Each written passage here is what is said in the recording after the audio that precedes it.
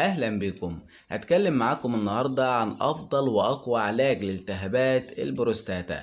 طب إمتى تقول إنك مريض بروستاتا أو عندك التهابات بروستاتا؟ لأن في ناس ممكن يختلط عليها الموضوع ويكون عنده شوية أملاح أو صديد فيفتكر إن عنده البروستاتا. فإيه أعراض البروستاتا وإزاي تعرف إن عندك بروستاتا وإزاي تعالجها بكل سهولة وأمان؟ ده اللي هنتعرف عليه في الفيديو ده. لكن انزل الأول دوس على زر الإعجاب واشترك في القناة علشان يوصلك كل جديد. يلا بينا نبدأ الفيديو.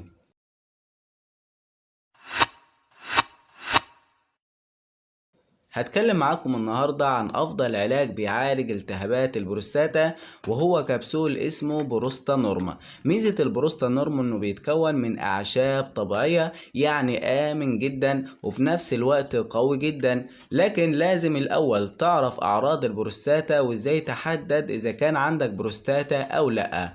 أولا هتحس بألم في الخصية سواء واحدة أو الاتنين، وهتلاقي في صعوبة أثناء التبول والمية بتنزل ضعيفة أو نقطة.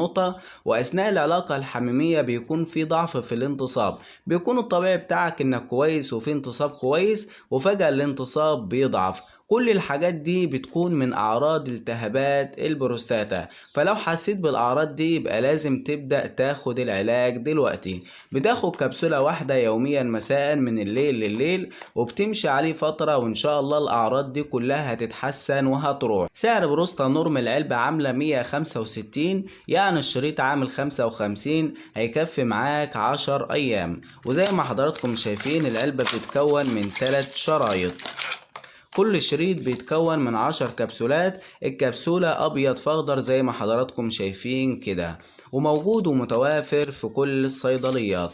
وزي ما قلتلكم في كل فيديو أنا مش دكتور ولا صيدلي، لكن بجيب لكم حاجات ناس جربتها وجابت معاها نتيجة كويسة، فبقول لكم عليها على أساس إنها هتجيب برضو معاكم نتيجة كويسة. لكن ما تستخدموش أي حاجة غير لما ترجعوا للدكتور أو الصيدلي، لأن هم أكتر اتنين هيقولوا لك الحاجة دي تنفع معاك ولا لأ. ونتقابل إن شاء الله في فيديوهات تانية. سلام عليكم.